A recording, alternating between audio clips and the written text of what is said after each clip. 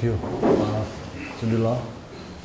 Well, it really is wonderful to be here, to be able to talk to this very enthusiastic small group here. And I have to thank Latu for inviting me, and particularly Desara. I think he's been running around quite a bit and trying to help organize this. I remember we talked about this about a year ago when Neil came to Derek, and we were just... Who was there? Okay, it was you, yeah, sorry. You who came. And I thought you were you there? You were also there. Okay. Blaze was there, yeah.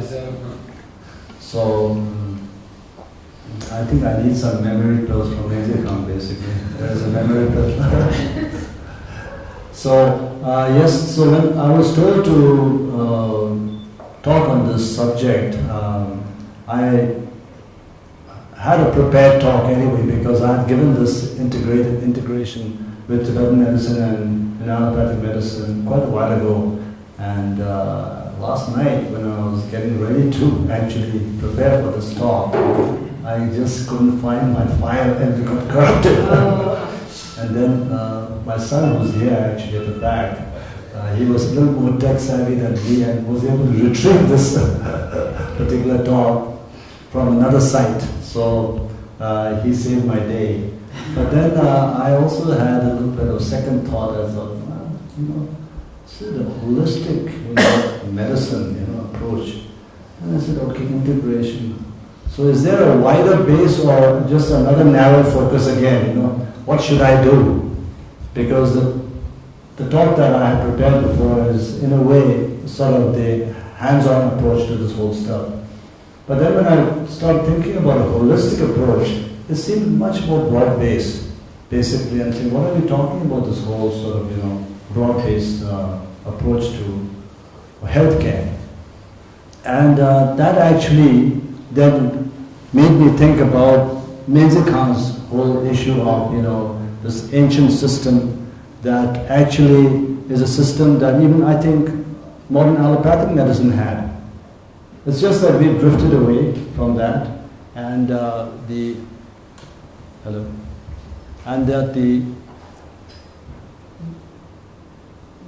ancient system pretty much preserved that approach until now. So it looks like that for us to meet, we need a bit of a revival of that older approach, which has more depth, has more sort of base also.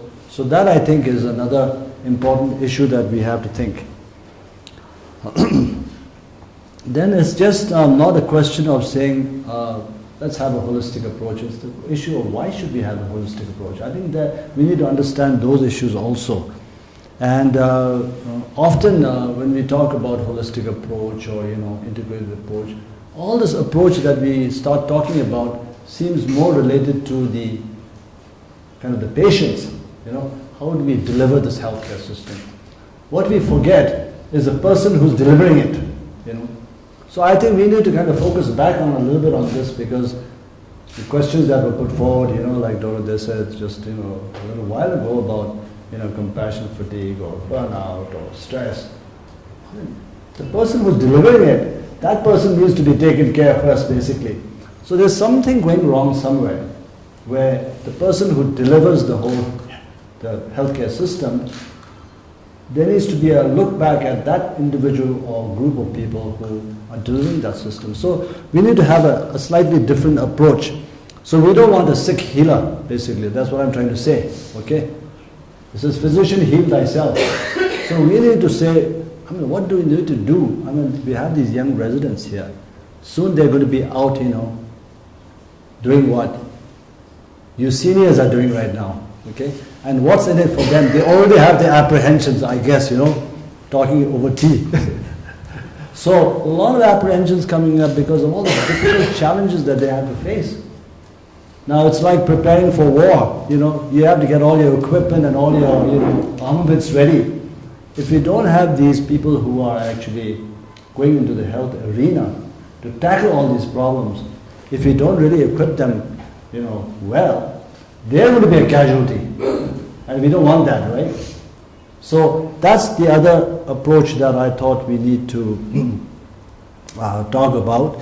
And I also want to mention that while I'm talking, if anybody wants to kind of interrupt me or talk me, please feel free. It's not like an ongoing lecture and at the end question and answer. It's not like that, okay? Anybody has any thoughts immediately, just raise your hand and just make a comment or a question, because once you have something in your mind and after the whole thing's over, you might even forget it, you know? So for me, it doesn't really matter whether you interrupt me or not. So if there's anything that comes up immediately. So this holistic approach, from my first-hand experience, this is what I want to talk a little bit about, which I think is kind of important. And my feeling is that whether it is an Western approach or whether it's a Tibetan approach, finally I have to come back to what Rinpoche mentioned a little while ago. It's all about relationships, basically. It's about human relationship. Now, if you don't have that human relationship, if you don't build up on that, I think then it becomes another job. It's a 9-to-5 job, Here we have to differentiate art and science a little bit, Medicine is not just like fixing a broken part, okay? We're not like a carpenter, okay, or a mechanic. Here we're dealing with human beings. So fundamentally, we have to go back to asking ourselves, who is this person in front of me? Okay. And we really have to have a good understanding of human nature and of ourselves as individuals, as against the person who's sitting in front of me or people who are filing past me day in and day out. But that requires a lot of cultivation of a way of thinking. And essentially a way of an attitude. There has to be an attitude. Okay? So this whole issue of how do we approach this whole issue? Rinpoche mentioned about what he said, the sameness of all individuals. The sameness of all individuals primarily means similarity at a primary level. And then we're differentiating at a secondary level.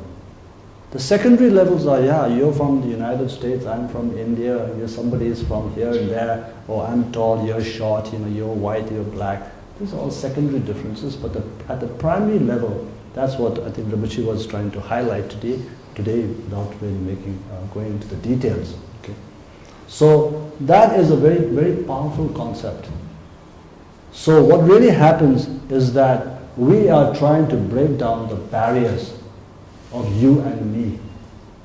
There are many, many barriers we face. You are such and such a doctor. You are a professor. You have a white coat. I don't have a white coat. You are on this side of the table. I'm on this side of the table. There are numerous. If you just look around, I'm from so and so.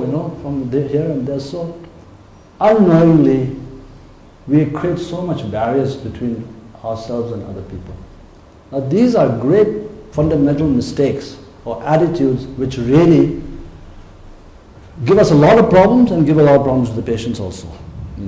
We have to have an attitude shift. In other words, it's almost like a paradigm shift. Okay.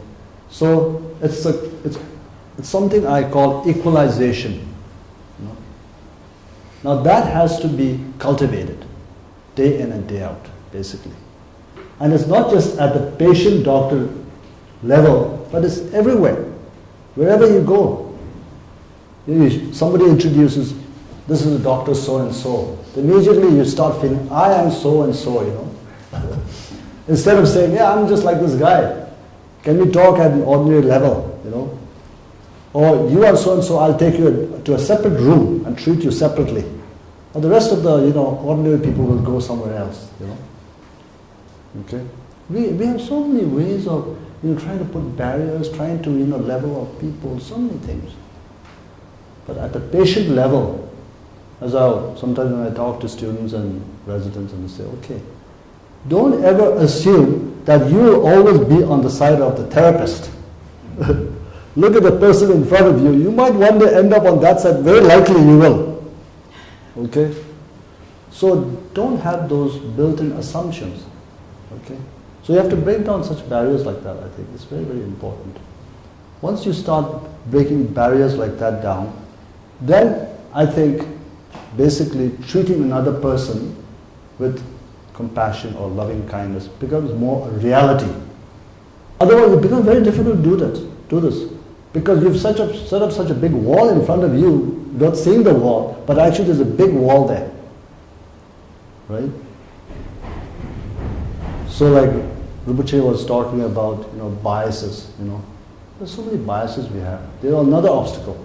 My friend, my good old friend, he's sick today, I better take really good care of him. But the stranger comes in a little less, So how do we equalize these things? The only way we can equalize is to try and reason it out why we are more similar than different.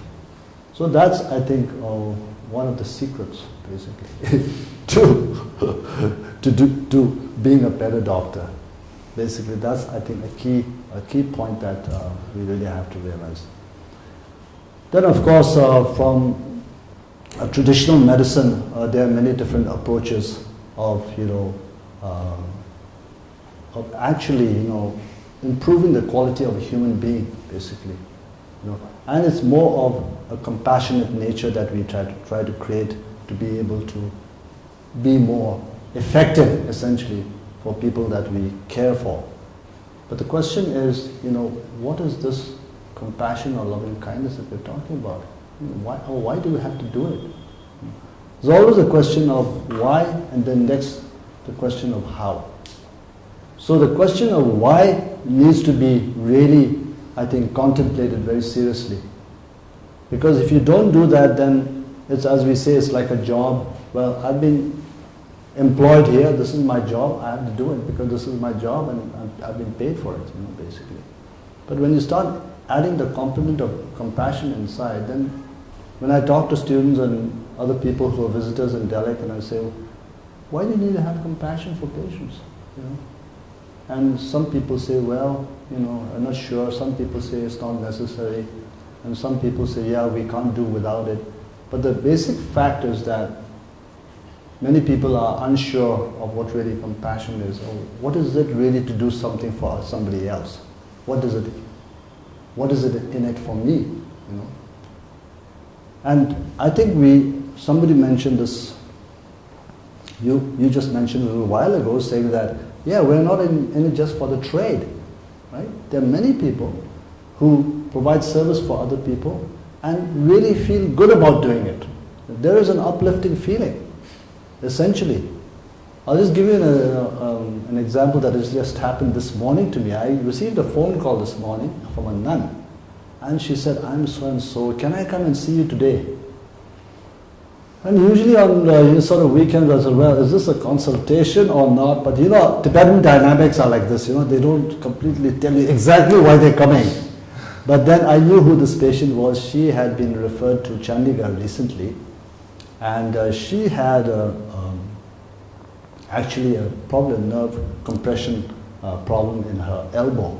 And it had been going on for almost over a year, and she couldn't move her fingers. And eventually she was having a lot of weakness and pain also. And so she was referred off to Chandigarh for a neurosurgical consultant, later on some MRIs. And they did find basically that there was a nerve compression, compartment compression problem, and she had surgery, and right thereafter she started feeling the improvement. So she wanted to come and thank me for referring her there, because she was having, I don't want to kind of cast the blame on Tibetan medicine, but she was having Tibetan medicine for over a year, and for nerve medicine, this and that, essentially, but it wasn't getting any better. And now she had come primarily because she had many issues. It was not just pain and weakness and contracture here, but the biggest fear was, will I become paralyzed? That was her biggest fear. Often we as therapists or healers fail to kind of, tease out the biggest problem for the patient, not for us. We have our perspective, we say, oh, this is the biggest patient for the patient. But the patient has another view. Patient's view is another thing. And if we don't pick out that biggest problem for the patient, we are not able to effectively heal that individual. The person may be physically better, but mentally the trauma has not been relieved because you're not able to pinpoint the real nature of that person's suffering. So there are certain knacks and tactics of how the human mind works, and that is the art that we all have to be a little knowledgeable about. So book knowledge alone is not sufficient, basically. There's a lot of other knowledge that has to come in through, your probing mind, through curiosity, knowing the individual. And so she came this morning and she started crying. And she was crying out of joy to say, oh, my hand has been saved now, So those are things that what we are trying to say is, it does give me a lot of upliftment too, that to see her so happy, on a Sunday morning, and bringing two, cartons of fruit juice for me. So these are small things, but it means a huge thing for somebody, basically. But to be able to achieve that is the art, and of course the science. Without a sort of baseline knowledge, we are not able to, try to pinpoint and know exactly, basically, what's going on. So, any comments or any points that anybody wants to add in before I move on? Or? Can I make a... Sure. Just in order to get to that point, you have to have good communication skills and have an open mind and acceptance of that patient. You can't really assume that they're coming in for what you think they are. Listening is important. I absolutely agree, because this morning when I was listening on the phone, I knew that she was not coming for a consult. Yeah. I could make out from her voice that she wanted to come and say thank you. So I said, okay, you can come. So these are subtle cues which you can make out if you know the nature of that person's way of thinking and attitude. If you don't, if you just only listen to the words, in other words, what I'm trying to say is there are many things between the lines of patience, and that needs a knack, and that needs some wisdom, And not to prove that I have it, but through my experience I'm beginning to learn these things, which I think many of us can sometimes learn if you're taught. So these things can be cultivated also, basically. So maybe I'll just move on, because the slide presentation will take a little bit of time, and I think we can also talk while we are moving through the slides. Now this integration has been something very close to my heart, basically, ever since I came to Dharamsala, because Tibetan medicine really plays such an important role in this community. And yet, none of the systems are perfect, and we fully realize this, and we have a role. Everybody has a role, no matter how big or small you are. You may think, I'm just a medical student, or I'm just a first-year resident. Yeah, you still have a role. I have these students or residents coming into my OPD, and I give them a job, and they fulfill some part of the duty in the OPD, in the outpatient clinic, so they have a role. So never think that I'm nothing or I can't do anything. That everybody has a role. So that sense of esteem is really important. I think that everybody can achieve something. And that you shouldn't be kind of undermined by the greatness of somebody. Oh, I'm a nobody. Sort of feeling of hopelessness. So that I think is a very important issue in terms of how each system, that my system is superior to your system, and that allopathic doctors, they only treat the symptoms. They can't treat the cause, the root cause, as Rinpoche here was saying. You have to get at the root cause. But what's the root cause? It's a big debate which we don't want to enter into right now, okay? So basically, we want to relieve the person of his problem as long as possible and make his quality of life better and his function better, okay? Not necessarily, prolonging his life or anything, but basically some quality to him. So both of us, I think, can achieve many fronts on that end. We've made our mistakes. I've seen Tibetan physicians make their own mistakes, but unless we get together, we can't talk about these mistakes, where we are going wrong. So we have to somehow be together to be able to do better for the patient.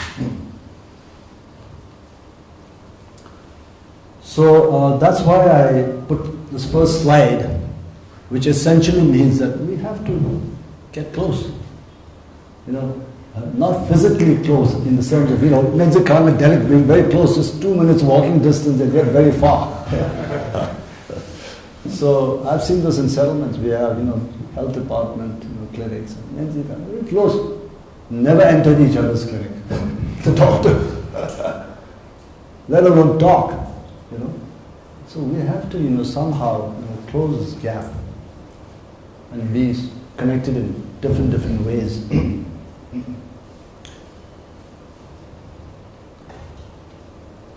Another big issue here that we often face during integration is respect. And what I just mentioned a while ago, saying my system is superior. Why should I go there? Oh, don't go to Tibetan. It's all hocus pocus. God knows what they're going to do. The acupuncture or something they might even do. You get a septic arthritis. Or there's no evidence base. So many things that we might say. Never even talk to them. Nobody even wants to study Tibetan medicine from allopathic side. Let alone read a book. There's nothing in it. You have to study a little bit. You have to be interested in it at least. Unless you take a little bit of interest, you'll never understand it. So you have to, move a little, closer by reading more about it. And fortunately, between Delek and Menzikang, we are having quite a lot of interactions, and which we'll talk about right now. And so we have to have some common goals, and we have to establish those common goals, I think, also. If we don't establish those common goals, our goals will seem, helping everybody, to relieve, remove disease and all that, but then when you start getting into the subtle things, then goals start differing, Not that they have to be exactly the same, but there will be different approaches. So we have to communicate with each other. I think one of the biggest problems, like right now in India, we see between Ayurveda and allopathic medicine. In the zonal hospital, which is just down the road, there was an Ayurvedic clinic, but it kind of probably closed out of neglect because all the allopathic physicians would just walk past it. Never talk to the Ayurvedic doctor, And the poor Ayurvedic doctor, kind of surrounded by a huge allopathic setup. You can imagine how helpless he felt in that small clinic,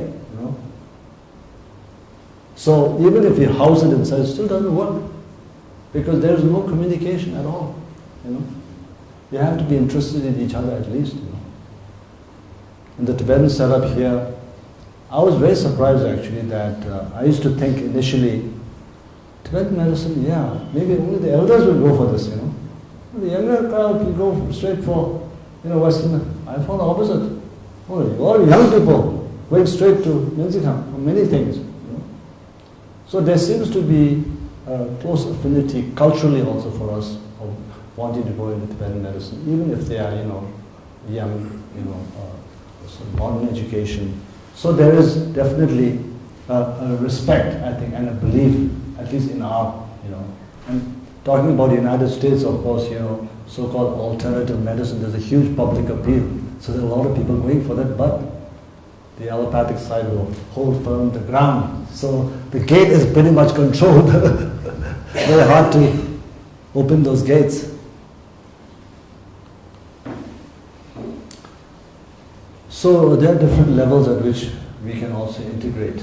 And the easiest, the one that we are doing a lot on is especially at the physician, paramedical, nurses.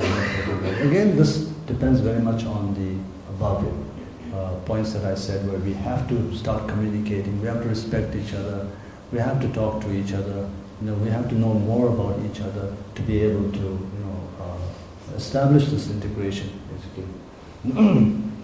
Then talking about research, there are quite a few researchers where Menzikang and we have collaborated. Just a few days ago, actually, I received a letter of a paper that just finally got published, which I think that two Menzikang doctors might know, from Sarah Salom. She's an Israeli physician in Israel, and they were doing research on the toxicity of mercury in Tibetan medicine. And we selected a group of patients who had been on long-term precious pills which contain very significant amounts of mercury. The hypothesis behind basically on this research is that in precious pills, the mercury has been detoxified. So it will actually not have any harmful effects on individuals who consume that. And I think the study, although the sample size was a little small, showed that none of these patients who are in the study group actually had any major, toxicity from mercury. And that we're happy to share this paper around for anybody who are interested, and they can easily email me, and I can send you a copy of that. So that was one of the way Delek participated in this, in terms of the lab work and other things that we had that the Menzicon needed. So we provided that sort of assistance for Menzicon. Then, of course, at the educational level, we have been helping some of our doctors who are here. Tesala Tsundula and all have been many occasions in Menzicon teaching, sort of biology or certain diseases were taught to the Menzicon students and the doctors. So that has been ongoing actually, and also we now have Menzicon medical students interning with us, rotating at a 1 week period all the time, so that they have an exposure of also Western medicine also. So this has been very, very, I think, useful for Menzicon basically, that the young doctors who come out of Menzicon will have a better idea and a sort of more thorough understanding of how modern medicine works. So on that level, again, we're having, and then at the same time, we also learn something about Tibetan medicine also. Once in a while, we ask them questions, and they tell us how Tibetan medicine provides treatment for certain conditions and why it works, and etc. So it's been educated for us. It's a two-way road for us also, basically, with the students. So that has been very nice, basically. And at the social level, of course, there are many functions and occasions of Menzicon that we get invited to, and we don't have as many as Menzicon has, but when we do invite Menzicon people to come over. But so there is a human-to-human relationship. That's what I'm trying to basically say. That's really important. Pretty much of what I said before. We used to have Menzicon doctors coming on a regular basis before at one point of time, and that was especially for our TB patients. Many of our TB patients receiving hepatotoxic drugs were helped with Tibetan medicine, and nowadays instead of having them coming over, we do send them down to Menzicon for whenever they develop. I mean, there's nothing we can do if they develop drug hepatotoxic, just stop the drug, but there's no medication that we can give. But we found on many occasions that Tibetan medicine really seems to bring the enzymes back to normal pretty fast. So we use that quite frequently. In fact, right now we have a couple of patients who are drug hepatotoxic. So we did find that. And of course we have joint care of patients also, both who are taking both Tibetan medicine and allopathic medicine. So that's a sort of a constant phenomenon that's going on all the time. For instance, we have a very elderly woman who has tuberculosis and also reacted quite severely to the anti-tuberculous drugs, and elderlies we found are very responsive to Tibetan medicine especially, and they also are very sensitive to side effects of allopathic medicine. So we have to medicate them very, very carefully in the elderlies. The Tibetan medicine does seem to be much, much gentler in that aspect, and doesn't kind of shake up the system as terribly as Western medicine does, especially when you are very fragile and elderly. Although it may take quite a while to act and kick in, basically. And then, of course, the psychological factor is also there, that Tibetan medicine, they kind of feel, it being beneficial, and then we have another aspect of a spiritual aspect of Tibetan medicine also, that many of these Tibetan medicines can be sort of energized by certain prayers, etc., before the pills are rolled out. So it's not just like a factory producing thing. So there is a sort of a spiritual component to the medicines also. So all these factors are playing in as to why somebody would want to take Tibetan medicine versus something else, you know. And then we had some joint participation of projects like in the TB program or the Italian project, and also we had a very interesting project for a couple of years with the torture survivors from Tibet. So these were, you know, as you can realize, were very traumatized people. However, the incidence of PTSD was very, very low, extremely low. And we used a three-pronged approach to this. One was modern, you know, psychotherapeutic measures, and one was Tibetan medicine, and one was a spiritual approach. We used a three-pronged approach for these patients. And I must say that finally we found out that most of these people, their problems were more socio-economic than psychological. The moment we dealt with the socio-economic issues, most of them got better. So actually the psychological component was, in other words, I'm just trying to say that a lot of resilience, lots of resilience was there in these patients, and I think we did there was studies on resilience also in these patients. But however, Tibetan medicine played a very good, important role in this sort of, again, integrated approach that we had. So now to some sort of mechanics of how this approach can be dealt with. And this is a concept that I built on, and I thought that, I mean, it's easy to say, it's good to integrate, but the question is how to do it, you know.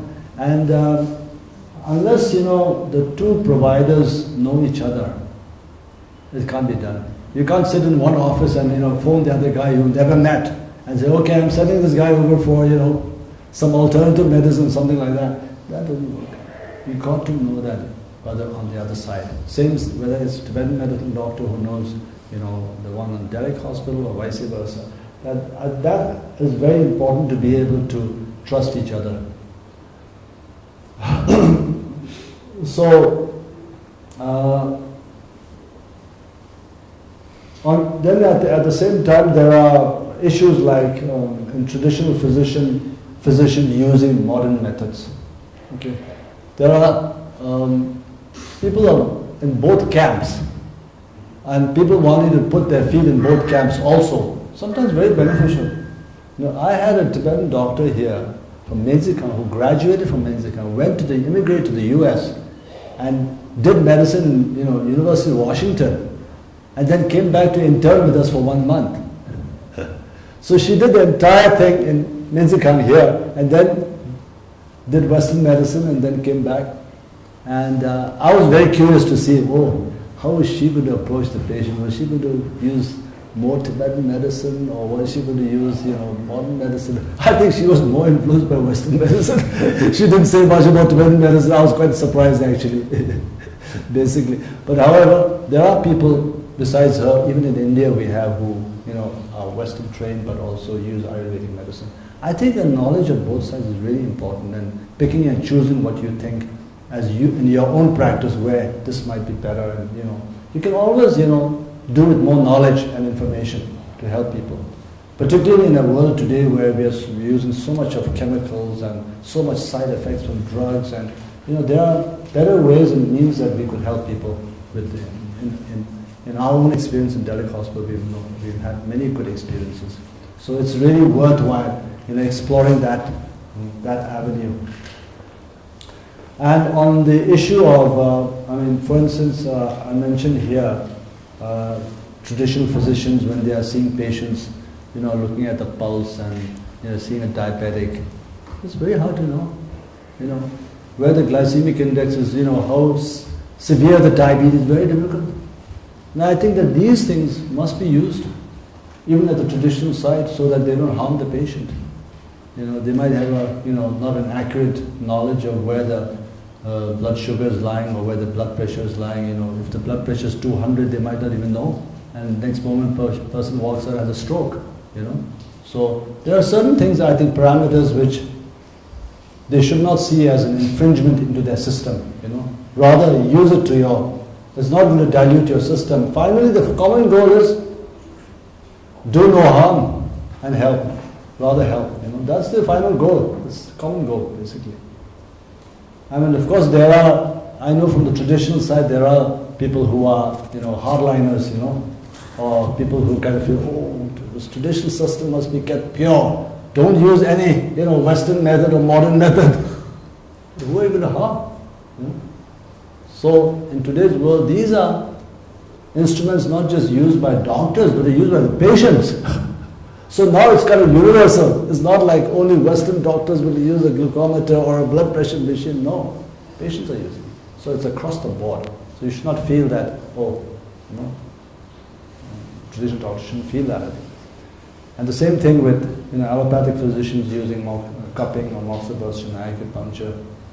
Things that can be learned, And the chance of it going to harm the patient is very minimal compared to using a drug, which would have about 10, 15, 20, 30 side effects.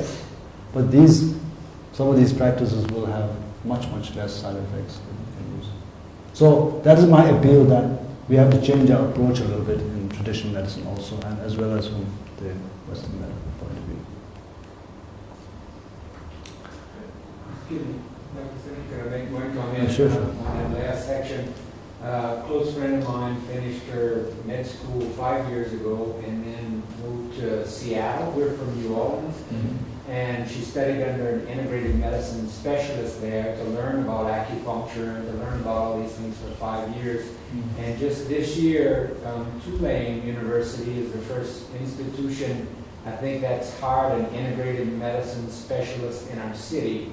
And she somehow figured out to work the insurance where the hospital is not losing money and her patient, they give her every one day a week on Wednesday, but she gets to see her inpatients for an hour the first time they come in, and 30 minutes for each additional time she comes in, and she refers them for acupuncture, to herbal therapists.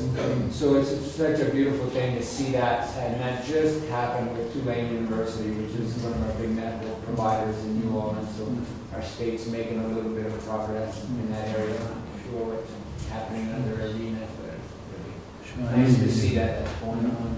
That's wonderful. Yeah. I know you all have a very complicated system.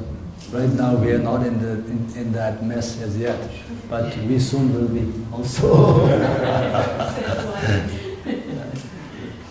Funny story.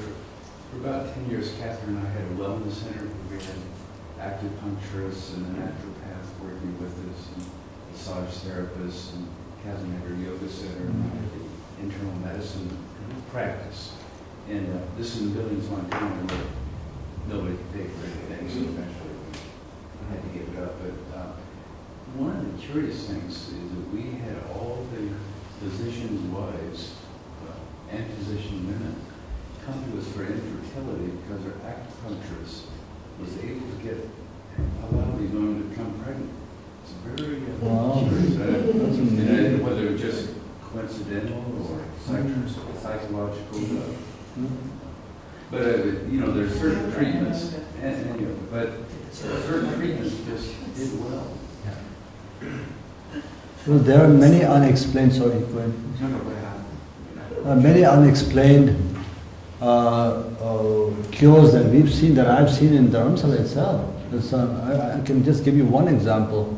That too, actually, a urologist from the United States who came here, and he came to another friend of mine wanting to do some free medical camp in India, and was exploring the possibility of doing it in Dharamsala. So I had never met him before, and I went to see him, and we had a bit of a discussion, but he looked very tired to me. And I said, "Are you unwell?" And then he came out with the story that he had hepatitis C, and he tried treatment, interferon, etc., and didn't agree with him, so he had to, shelve the treatment. Then I said, "Why don't you try Tibetan medicine while you're here?" And he had no clue about Tibetan medicine. So I took him down to the Menzikhan, and they put him on 3 months of Tibetan medicine, and he went back to San Francisco. He kept checking, his liver functions started going down, down, down, After about 4 or 5 years, he was cleared of hepatitis C. Can you imagine?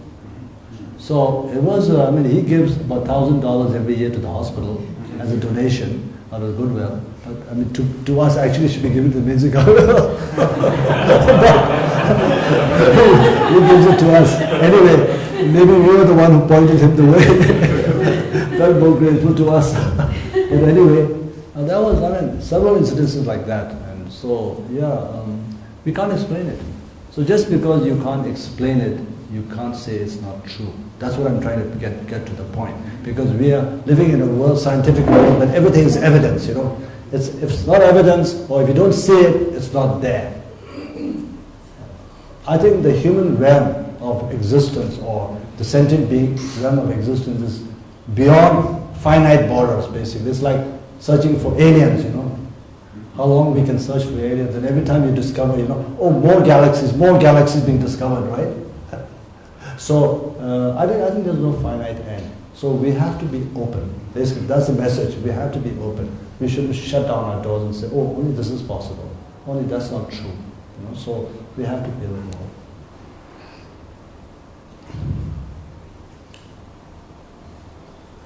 more. So here, this is another important dynamic here, that when two consultants are, you know, two physicians, you know, whether it's allopathic, Western, or traditional, one has to be the primary caretaker, basically. Otherwise, somebody will think that person is doing it, the other person, that person is doing it.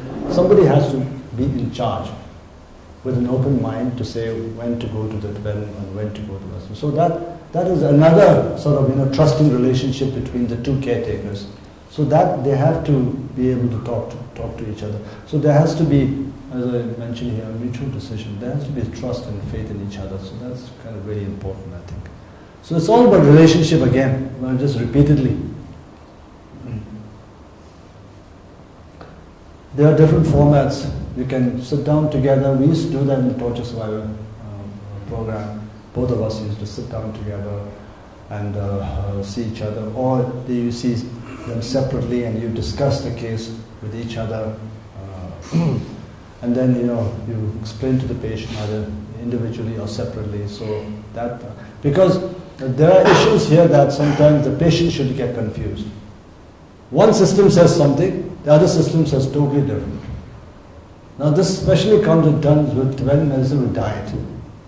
Oh, somebody says, eat this. The Western train says, no, you have to eat this. And the other one says, don't eat that. And finally, you know, the patient is confused what to eat, no?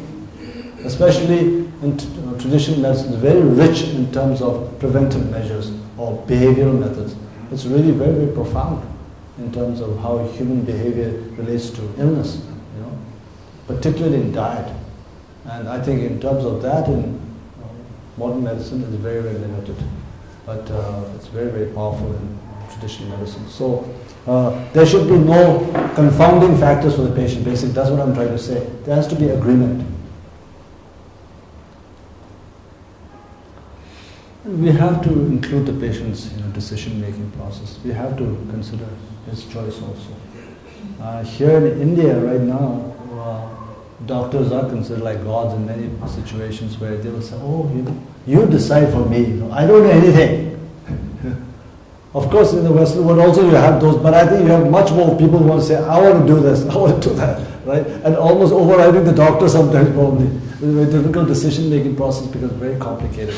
Loss of insurance and all those other things that we talked about. And then we did have a brief discussion during the tea time about difficulty with patients and trying to figure out what is the root cause why we have difficult patients.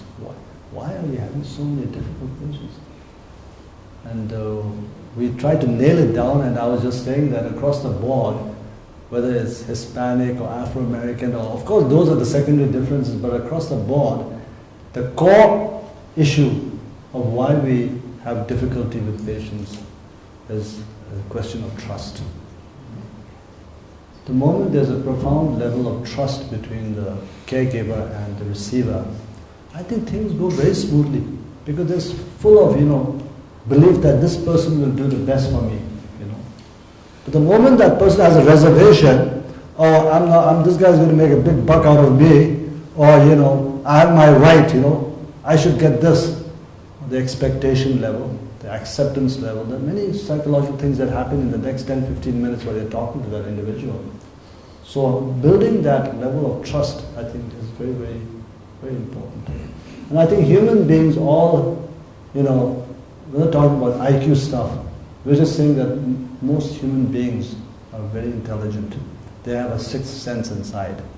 The moment they confront somebody, they kind of have a feeling, oh, this guy is good to me, or this guy, I'm not sure, So there's a gut feeling that a lot of people have. We all have it.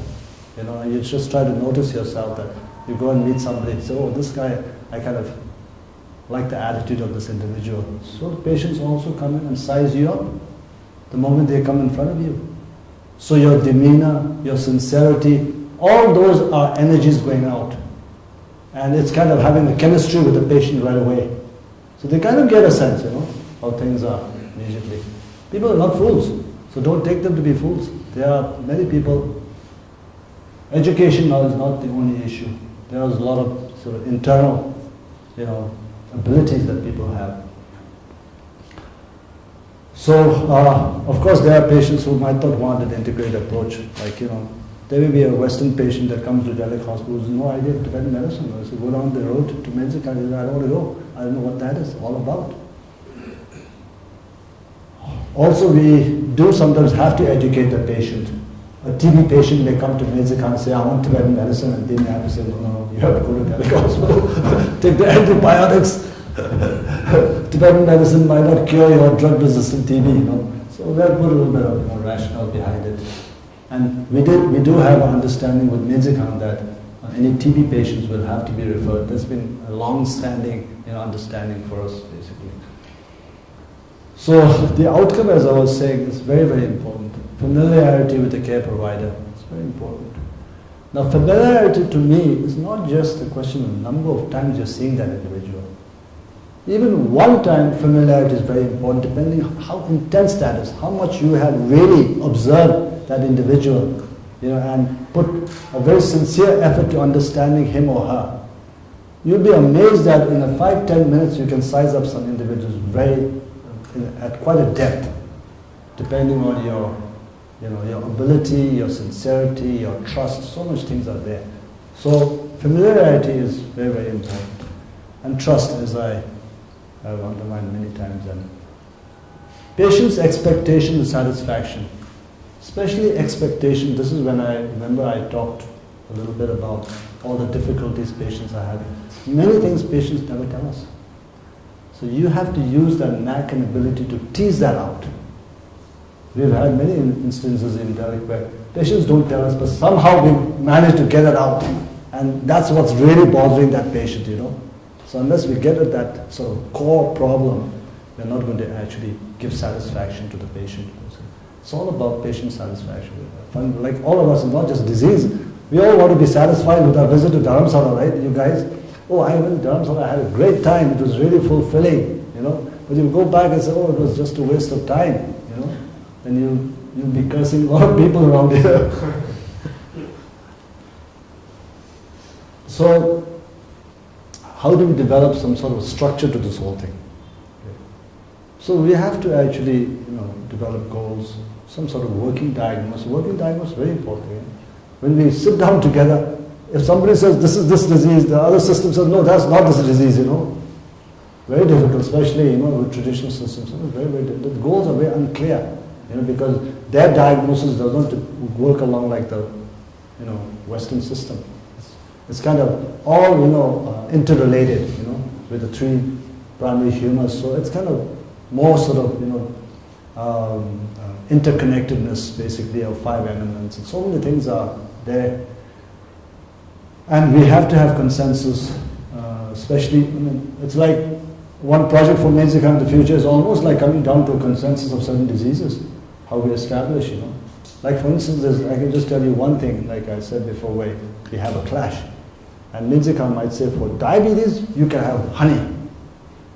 It's good for you. Western system is sorry. We can't give you honey. It's going to push up your blood sugar. Big clashes where we have to sit down and try to work it out. And then what's the basis, Who will agree, Of course, endpoint for disease. Menzika, or Tibetan healing science, there's no end point. The moment we are born, we are sick. That's the concept. We are impure and imperfect human beings, kind of having an inherently sick potential inside, as long as we have this human form. But then here, in the Western approach, this is healthy, not healthy. It is like, it's not a, it's a very, very different approach in that sense of who is sick and who is not sick. So there's such a lot of difference on those principles even, basically.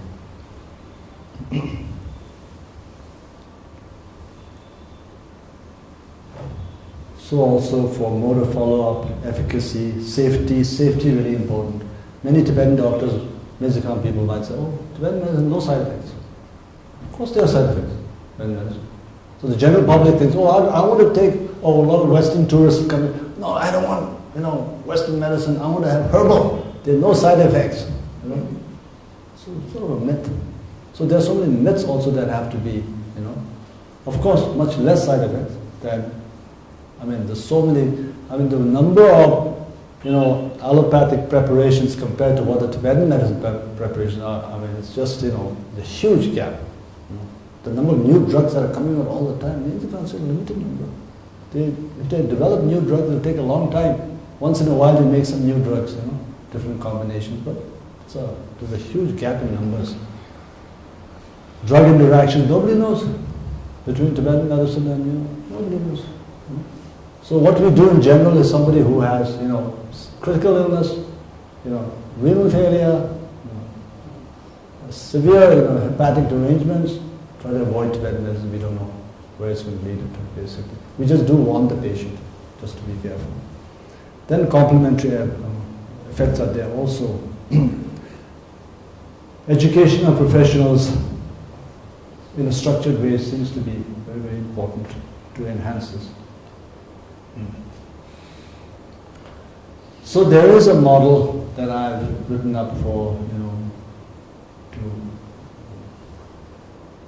approach this basic situation, and in terms of an integrated approach where social workers, what I used this setup was, somebody has to be there like a triage system, where somebody sorts out the patients who, whether the problem is major or minor. Major problems, we don't want to use too many systems inside. Minor problems, then we can move to step 2, whether to send to the, to the general PD, or whether we should send to the integrated. So at a hospital level, unless we work out something like that, otherwise it becomes pretty much like more of a personal practice, where individually you have certain ideas and ways of integrating. But at a sort of more system-based institute, this is what I basically developed.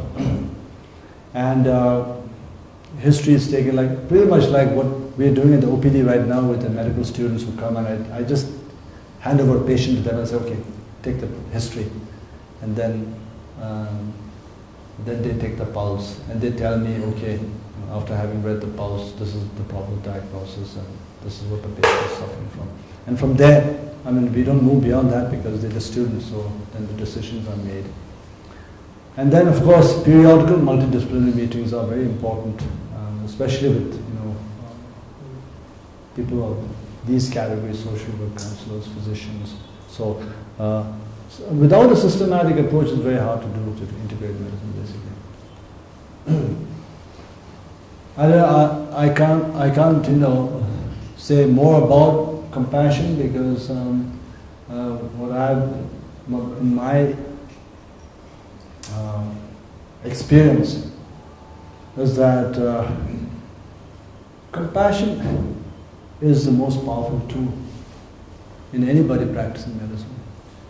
If you understand compassion, if you develop it, cultivate it, I think there's no more powerful tool that gives you so much of joy and enthusiasm as well as benefit to the patient, basically. And if there is an antidote to burnout, this is it. So I totally disagree with something called compassion fatigue. There's no compassion, it's a myth. Compassion brings in so much enthusiasm and joy to the individual doing what he or she is doing, that is the actual opposite of burnout. We have to, of course, differentiate body and mind to a certain level that you don't work to the stage where you're physically so exhausted. That is another issue, but mind dominates the body, essentially. So when you're working at a level where compassion is built up to a height where there is so much joy and enthusiasm in doing what you're doing, it's like getting addicted to it, that, you want to do more and more. How can you get exhausted? How can you get fatigued? You can't. But to get into the real, details of this, one has to study what compassion. It's not just the word compassion. There's a great philosophy and theory behind this compassion. So one really has to, as I said, compassion it's a reason-based. See, the words I've used, it's not just an emotion. It's more than an emotion. It's an action that is valid. That's why I said it's reason-based. It's not something that you do because somebody tells you to do it. Okay? It's something that has to come from within, so it has to be voluntary. It has to be unbiased, because you don't do it better for your friends and your relatives and your wife and your kids, but you have to do it across the board, even to the stranger. Right? And it needs cultivation. It can be enhanced through practice. Okay? It's not like a knee-jerk emotional reaction. Because it is a cognitive, reason-based action, it can be cultivated. And then it becomes second nature because of that cultivation. And the outcomes of that is obviously strength, courage, confidence, and joy to the healer. But mind you, you have to always realize that. Remember, in the beginning of my talk, I did mention that don't forget the healer, the person who's doing all this stuff. You have to, turn the compassion around to yourself too. So it's not an all-giving thing. You're receiving as well as a byproduct. And that's what makes you strong and gives you courage and confidence. Because it's the automatic byproduct. So don't think that having compassion is so draining that you burn out. No, that's not it. If you think that's it, you've got the wrong concept about it. So that's why in my last sentence I said that if you exclude this, there's no integration. You can't integrate. Why are we integrating? We're integrating because we think that this is a better way for the patient. That's why we're integrating. There's no point of integrating. I do my stuff, you do yours.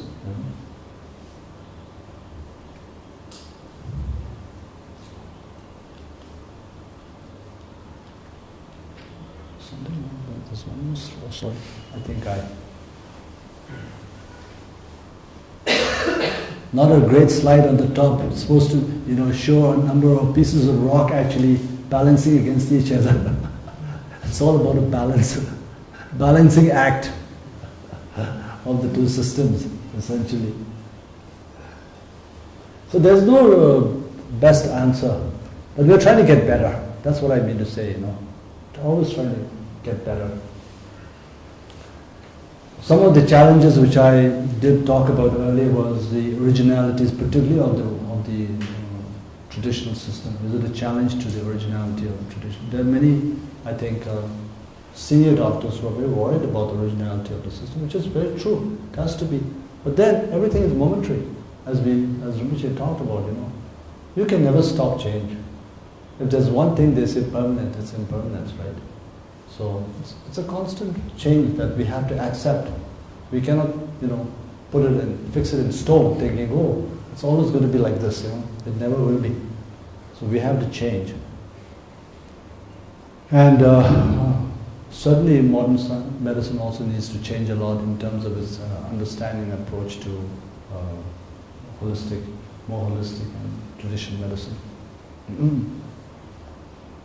And my conclusion was, rather than working by ourselves, working together pays off not only to the patients but to ourselves. Thank you very much. Could I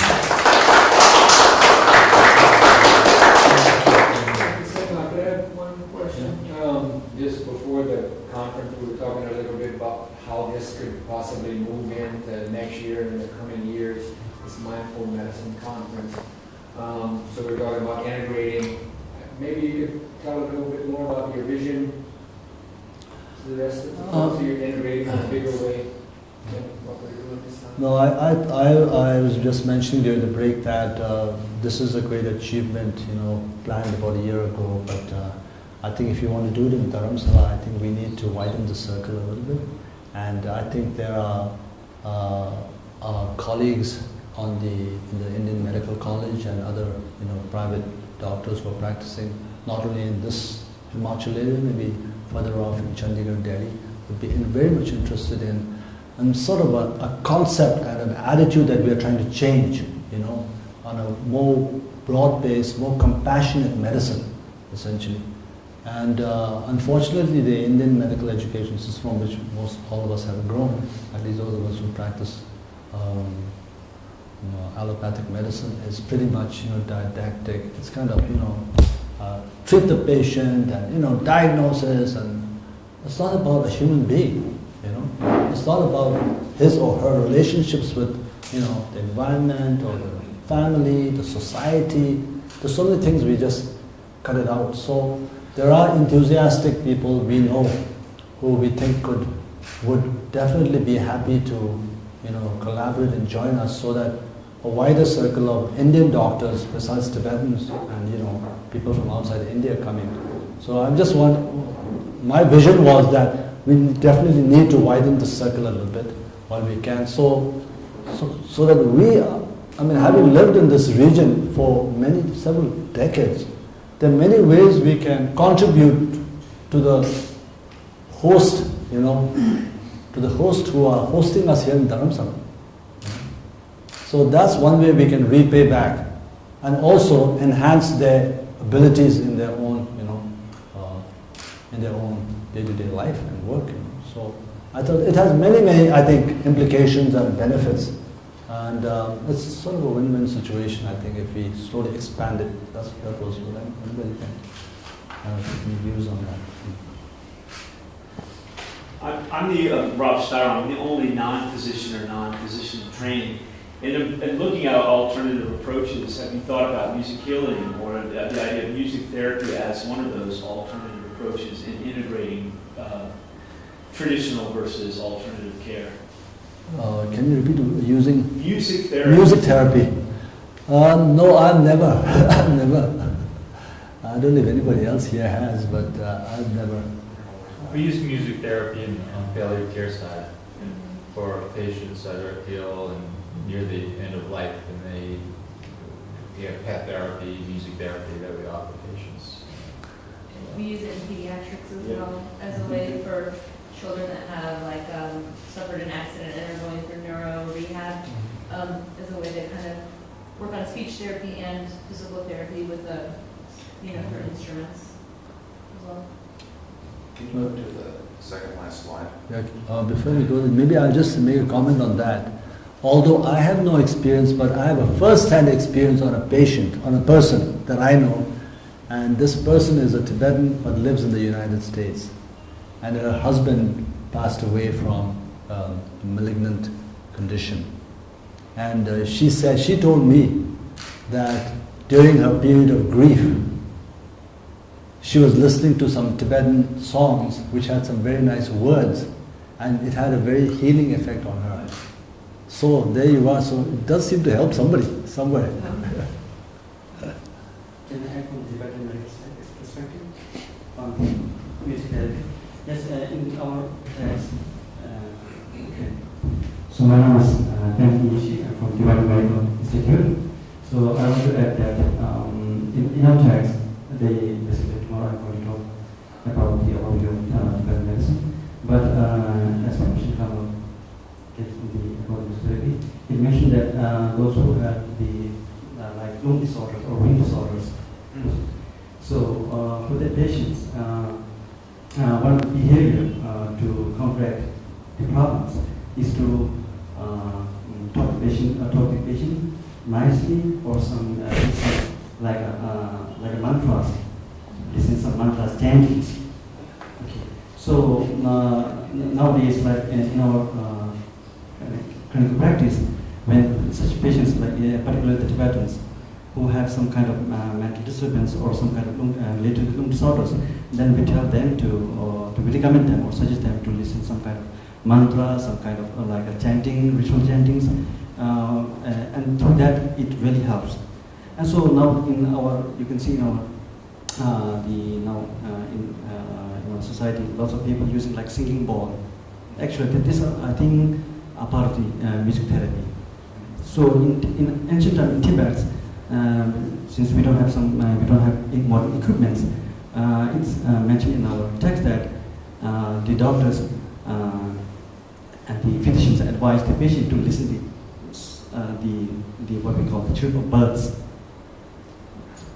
You mean the birds? Listen to birds. What we call chirping of birds like that in the early morning. So this kind of what we call information is available in our text. So I think now we call it maybe our music therapy in modern terms, but it's still what we call mentioned in our text. So particularly for the lung disorders related with them, like mind. Well, in the West, there's this what's called melodic intonation therapy to help stroke patients recover their sense of verbal capacity, and then where they repeat patterns over and over again. To have them voice it, mantras can do the same, have a similar effect. They actually use pitch melodies with songs, actually. Yeah, to regain their voice, like that. Because there's that idea of the musical brain that hears pitches differently than just a spoken word repeated. So so a mantra that is actually sung may actually have a different effect than a mantra that is just spoken. Yeah, but actually my personal view is that I think this is kind of distraction, actually not the what we call the ultimate cure, but listening. Now few I think neuroscientists came to Mexico to teach about the neurofeedback. They use some kind of headphones, then electrodes, put in the electrodes, and then what we call those. I was not in the participant, but I saw that they use some kind of musics in the computer, in the monitors, and concentrate on the pictures they're showing in the monitors, and then listen to the songs like that. So for 15, like there are many like 15 minutes, for 15 minutes, and then next for a few weeks, then half an hour like that. So we try on some patients, actually it helps. So these things are actually working, I think. This is there's also used in Parkinson's dementia. Sure. The Alzheimer's patients as well, really help. Definitely. Job memory and things like that. Yeah, I agree with you. Acute awareness, things like that as well. So we're hoping that they keep up, like I said, a lot earlier than the scheduled talk. We were kind of hoping that what's happening right now would continue over dinner tonight. So now all our staff prepared a dinner for everybody at the conference. So we're hoping that you would all stay and kind of continue this dialogue if you have time to do that. Jonathan, do you want to? Oh, if we don't have the time for that question, that's okay. I think that's the key, the slide about compassion, but also the question I asked the last speaker was about the reciprocal relationship, the healer healing the patient, but the patient healing the doctor. And it's through this mechanism. And just through my own introspection, patients, a lot of times their primary emotion is fear and anxiety. So as a physician, we step in and provide them with courage and hope and integrity to help build the trustful relationship, which are all these virtues that you have here: strength, courage, confidence, and it brings about joy and allows us to practice loving kindness. And so it improves us as individuals. And this is the key point of, I think, a healthy patient-doctor relationship. They have deficits. We step in and fill those deficits. We have deficits. They allow us to build on and build up our deficits to strengths. Absolutely. And I don't know whether you need to have an integrated approach to that. You need that in allopathic, and you need that in a Tibetan medicine to have it work. Absolutely. I think that these are certain qualities that enhance your performance. So you are not doing it just for your own performance, but you are doing it so that what you do has a meaning in it. That's the most important thing. It has to be a meaningful activity. Meaningful activities, I can kind of prove to you that one of the instances when I was working with the torture survivors, why are these people resilient? Same thing with the Holocaust people. They found out that the people who survived best had what they call an internal loci of control, where they saw a meaning in their suffering. Right? Yeah. If you don't have that, you'll see the PTSD with the war veterans you're seeing in the United States right now. There's no meaning. Why should I go and kill people? You know? Well, no matter how much the suffering there is there, I mean, the epitome of this is we have a monk right now here who's 97 years old. When he came in from Tibet, after being incarcerated in prison for, goodness me, how many years, and his holiness asked him, what was your biggest fear? And you won't believe it what he said. My fear of losing compassion on them. That was his biggest fear. So, you can imagine to what level compassion can be cultivated. He's living here healthily at 97, has hardly been to the hospital. If you want to have a healthy physician, you have to have compassion. So that the doctor or the physician doesn't have fear and anxiety too, because that can kill you. So it's all about stress. So essentially what we're trying to really say is that these qualities that we're talking about in a physician is not just about physical qualities of, athletic abilities. It's not about that. It's about mental qualities we are trying to cultivate, which will develop with the mind-body relationship and eventually make the body also feel much healthier, and then makes the patient more at ease. And you can just test it out. When patients come in with you, are you approaching the patient in a relaxed way, with a smile, immediate concern for that individual to see how the patient is doing? Or do you have all your dirty laundry inside and trying to force yourself to say, how are you, with a pretentious smile? Okay, I'm being courteous. It's all about sincerity, trust, compassion. There's so many qualities one can work on oneself, I think. And it's doable, basically.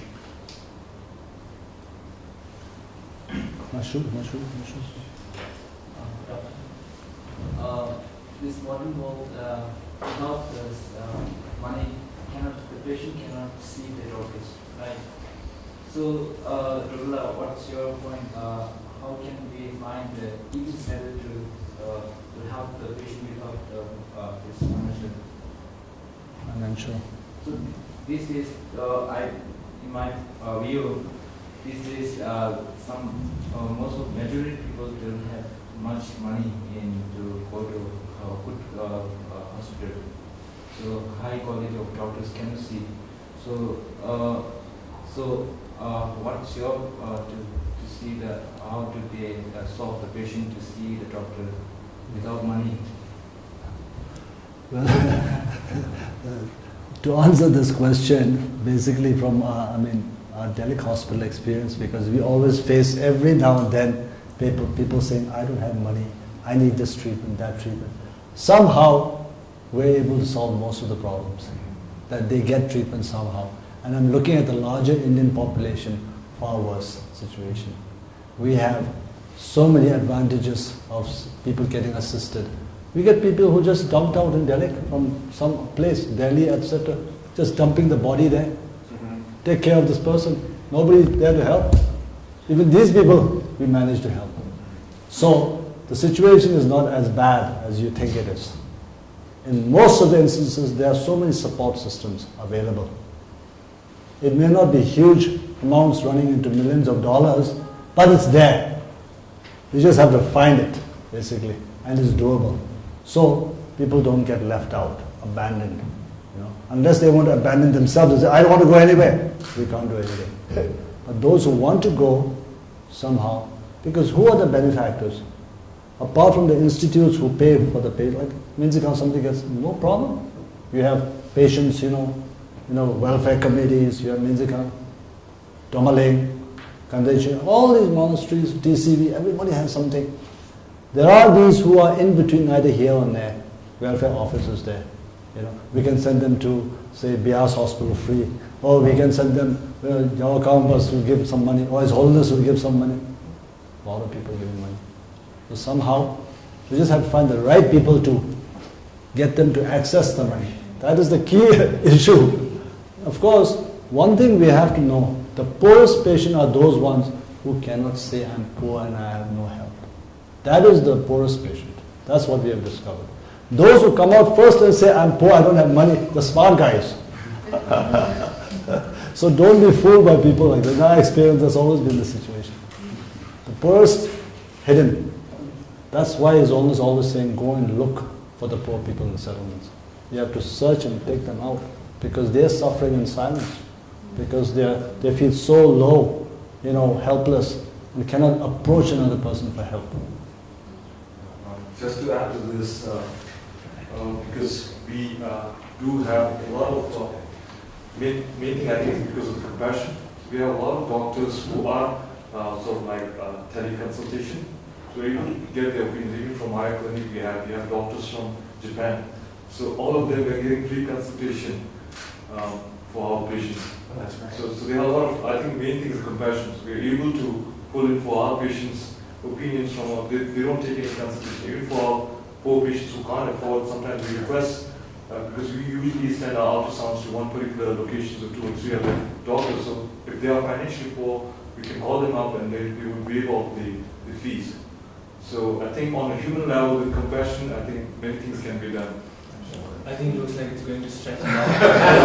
So we are going to carry this to the dinner, and we'd like to thank Dr. Lal for sparing time and sharing his experience on the cigarettes.